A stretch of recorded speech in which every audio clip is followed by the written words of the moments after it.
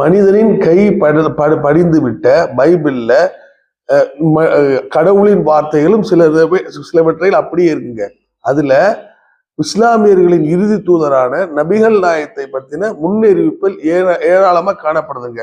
அதுல ஒண்ணுதான் எசையா அதிகாரத்துல 42:10-11 வச்சு பார்த்தோம்னா, சமுத்திரத்தின் யாத்திரை பண்ணுகிறவர்களே, அதில் உள்ள தீவுகளே அவைகளின் குடிகளே, கர்த்தருக்கு புதுப்பாட்டு பாடுங்கள், பூமியில் கடையாப்புறத்தில் இருந்து அவருக்கு துதியை பாடுங்கள் என்ற 10ஆம் வசனமும், வானாந்திரமும் அதில் ஊர்களும் கேதரின் குடியிருக்கிற கிராமங்களில் உரத்த சத்தமிடுவதும், கண்மாய்களின் குடியிருப்பவர்களும் கொம்பரித்த பார்வதம் கெடுமுடியாக ஆர்ப்பரிக்கிறவர்களே அப்படின்னு ஒரு தீர்க்கதரிசியை பத்தி சொல்லப்படுதுங்க.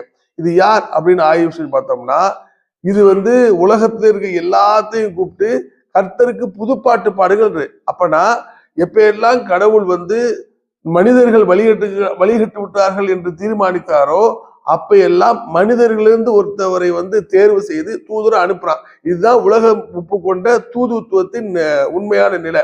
அப்ப நபிகள் நாயகம் வாழும் காலத்துல கேதர் வருவாருன்னு சொல்றாங்க. அந்த கேதரின் கிராமங்கள் யாரு? அப்ப இஸ்மவேல் கோத்திரத்துல 3ஆம் தலைமுறையை சேர்ந்தவர் தான் கேதர். அப்ப 3ஆம் தலைமுறை சேர்ந்த கேதர் பைபிள்லயே நமக்கு அதுல ஆதாரம் இருக்குது.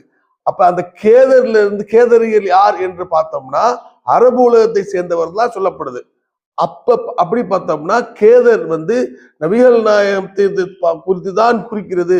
கேதரின் சந்ததி நபிகள் நாயகம் தான் என்றும் சொல்லப்படுகிறது.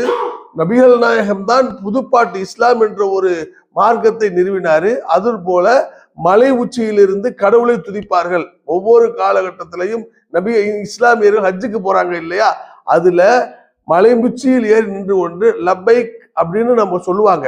இதிலிருந்து இந்த முன்னறிவிப்பு எசையா அதிகாரம் 42:10-11 உள்ள முன்னறிவிப்பு ஒரு செய்தி, ஒரு குறிப்பு.